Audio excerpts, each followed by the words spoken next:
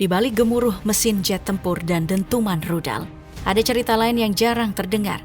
Kisah para pilot perempuan yang ikut serta dalam operasi militer Amerika Serikat di wilayah konflik Laut Merah. Di bawah arahan Presiden Trump, Amerika Serikat mengirimkan kekuatan militer bersenjata lengkap, termasuk F-16, untuk menghadapi kelompok Houthi. Dan kali ini, sosok perempuan ada di balik kemudi salah satu pesawat tempur tercanggih itu. Bukan hanya menjalankan perintah, mereka membawa semangat baru dalam wajah militer modern. Keterlibatan langsung di zona pertempuran beresiko tinggi bukan perkara biasa. Apalagi bagi seorang perempuan di dunia yang selama ini didominasi laki-laki. Tapi itulah yang sedang terjadi. Di langit yang diliputi ketegangan, muncul lambang keberanian yang melampaui sekadar strategi.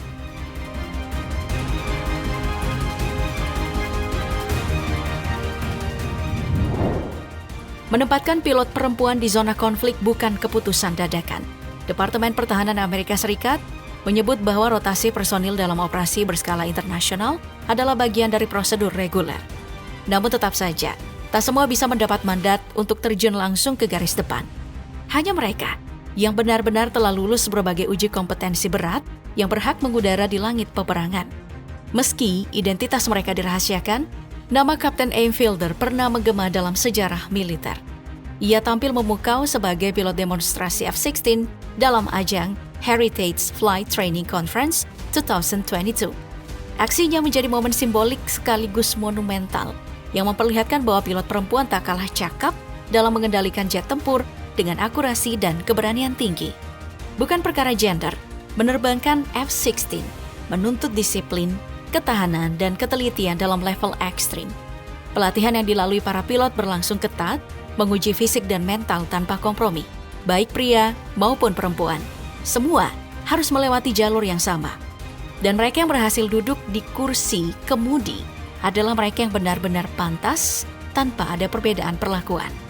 Namun di balik reputasinya yang mengesankan, mengendalikan jet ini bukanlah perkara mudah. Kesulitan dalam mengoperasikannya sebanding dengan kemampuan luar biasa yang dimilikinya. F-16 telah lama teruji di berbagai medan pertempuran dan dikenal karena kecepatannya yang dapat menembus Mach 2 kali kecepatan suara. Jet ini juga terkenal akan kemampuan manuvernya yang lincah dan fleksibel, serta kompatibel dengan berbagai jenis persenjataan modern. Salah satu figur unggulannya terletak di bagian hidung pesawat, sebuah radar canggih bernama Westinghouse AN/APG-66 Doppler. Radar ini menjadi mata tajam bagi F-16, memungkinkan pilot mendeteksi dan melacak target dengan presisi tinggi, bahkan dalam situasi pertempuran yang kompleks sekalipun. Kenyamanan pilot pun tidak diabaikan. F-16 dilengkapi kokpit dengan kanopi transparan berbentuk gelembung yang memberikan sudut pandang hampir tanpa batas ke segala arah. Sudut kemiringan kursinya juga telah dimodifikasi secara signifikan. Dari sebelumnya hanya 13 derajat menjadi 30 derajat, dan untuk meningkatkan kenyamanan sekaligus mengurangi tekanan gravitasi saat melakukan manuver ekstrim. Dalam hal daya hancur, F-16 dikenal mematikan. Jet ini mampu menjatuhkan target hanya dalam hitungan detik, tergantung pada jenis senjata yang digunakan dan kondisi targetnya.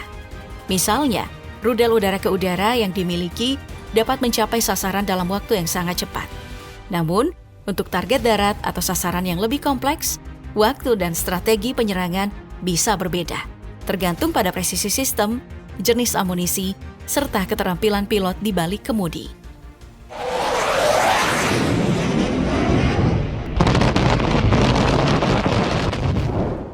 Sudah cukup lama jet-jet F-16 terbang melintasi langit Yaman, melakukan pengawasan intensif terhadap aktivitas militer kelompok Houthi. Salah satu titik krusial dalam eskalasi ini terjadi pada tanggal 19 Februari. Saat ini, kelompok Houthi mengklaim telah menembakkan rudal darat ke udara yang ditujukan langsung ke arah F-16 milik Amerika Serikat. Menanggapi klaim tersebut, pejabat dari Pentagon membenarkan bahwa serangan memang terjadi. Namun, rudal yang diluncurkan tidak mengenai target. Jet tempur F-16 atau 16 selamat tanpa kerusakan. Selain itu, Houthi juga dilaporkan meluncurkan rudal lain yang ditujukan ke pesawat tanpa awak milik Amerika Serikat, MQ-9 Reaper. Serangan tersebut menjadi salah satu indikasi bahwa kawasan udara Yaman terus berada dalam kondisi genting dan tidak bisa dipisahkan dari dinamika konflik bersenjata yang masih berlangsung. Serangan terhadap kapal-kapal yang diduga memiliki keterkaitan dengan Israel membuat jalur pelayaran yang seharusnya aman berubah menjadi wilayah penuh resiko. Setelah secara resmi menetapkan Houthi sebagai organisasi teroris, pemerintah Trump bersama militer Amerika Serikat terus melancarkan aksi militer tanpa henti. Laporan yang muncul pada bulan Maret lalu menyebutkan bahwa sejumlah serangan udara telah dilakukan oleh jet tempur Amerika Serikat di berbagai titik strategis. Targetnya mencakup institusi teknik, markas polisi militer hingga sebuah bengkel yang terletak di wilayah Tengah Yaman. Salah satu laporan menyebutkan adanya 8 serangan udara di Provinsi Al-Baida. Di antara target tersebut adalah Camp Al-Qusair yang disebut memiliki keterkaitan dengan kelompok Houthi di wilayah Rada'a, serta sebuah institut teknik di daerah Al-Quraisyah. Tak berhenti sampai di situ, 2 serangan tambahan juga diluncurkan ke Provinsi Damar, dengan sasaran utama berupa kantor polisi militer dan sebuah bengkel yang berada di sisi timur kota Damar. Akibat rangkaian serangan tersebut, tercatat sedikitnya 53 orang tewas pada hari Sabtu 15 Maret 2025. Dalam pernyataan resminya, kelompok Houthi mengaku tidak akan tinggal diam dan bersumpah akan melakukan aksi balasan atas serangan yang dilancarkan oleh militer Amerika Serikat.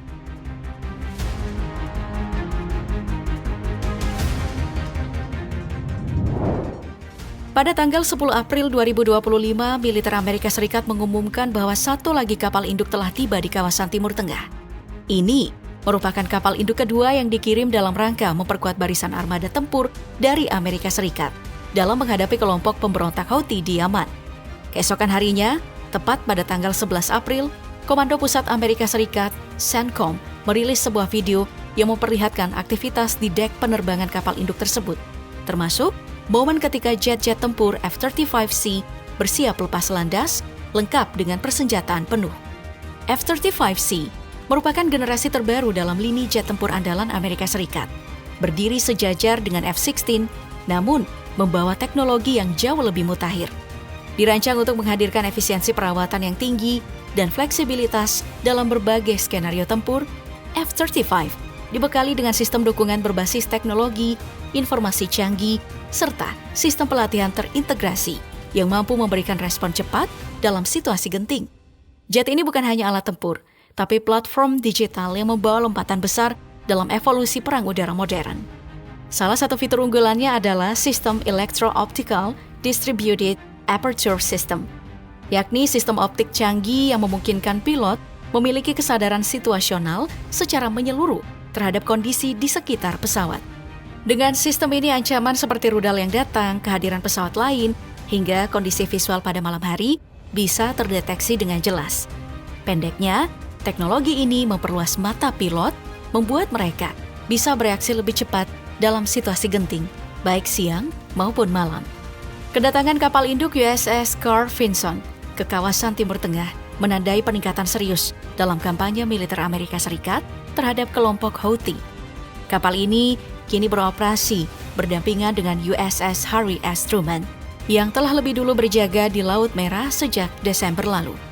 USS Carl Vinson adalah kapal induk bertenaga nuklir dari kelas Nimitz dan merupakan yang ketiga dalam generasinya dari 11 kapal induk aktif milik Angkatan Laut Amerika Serikat. Vinson termasuk salah satu yang paling diandalkan dalam operasi skala besar. Dengan panjang mencapai 332,8 meter dan lebar keseluruhan 76,8 meter, kapal ini ibarat kota terapung yang bisa membawa kekuatan udara kemanapun dibutuhkan. Namun yang benar-benar luar biasa adalah jantung mesinnya. USS Carl Vinson ditenagai oleh 2 reaktor nuklir Westinghouse A4W, masing-masing mengandalkan uranium tingkat tinggi dengan konsentrasi hingga 93,5%. Mesin ini terhubung ke 4 turbin uap dan 4 poros, menghasilkan daya sebesar 194 MW. Cukup untuk menggerakkan kapal raksasa ini hingga kecepatan 56 km per jam. Berkat sistem tenaga nuklirnya, kapal ini bahkan diklaim mampu beroperasi selama 20 hingga 25 tahun tanpa perlu pengisian ulang bahan bakar, dan dari total masa hidupnya yang bisa mencapai 50 tahun. Nah, kehadiran pilot perempuan di balik kemudi F-16 dalam serangan udara ke posisi Houthi menjadi langkah taktis yang sekaligus menggugah perhatian publik dunia. Keberanian dan kecermatan mereka di medan tempur bukan hanya menjadi simbol kemajuan militer, tetapi juga bagian dari strategi baru yang dirancang untuk menghadapi eskalasi yang terus meningkat. Namun di balik keberhasilan itu, bayang-bayang ketidakpastian masih menyelimuti. Situasi di Yaman belum menunjukkan tanda-tanda mereda. Justru sebaliknya, militer Amerika Serikat diperkirakan akan terus menambah kekuatan, termasuk mengerahkan lebih banyak jet tempur, persenjataan presisi tinggi, dan armada pendukungnya. Dalam waktu dekat, konflik ini tampaknya belum akan menemukan jalan damai, dan medan udara di atas Yaman mungkin masih akan ramai oleh gemuruh mesin jet tempur Amerika.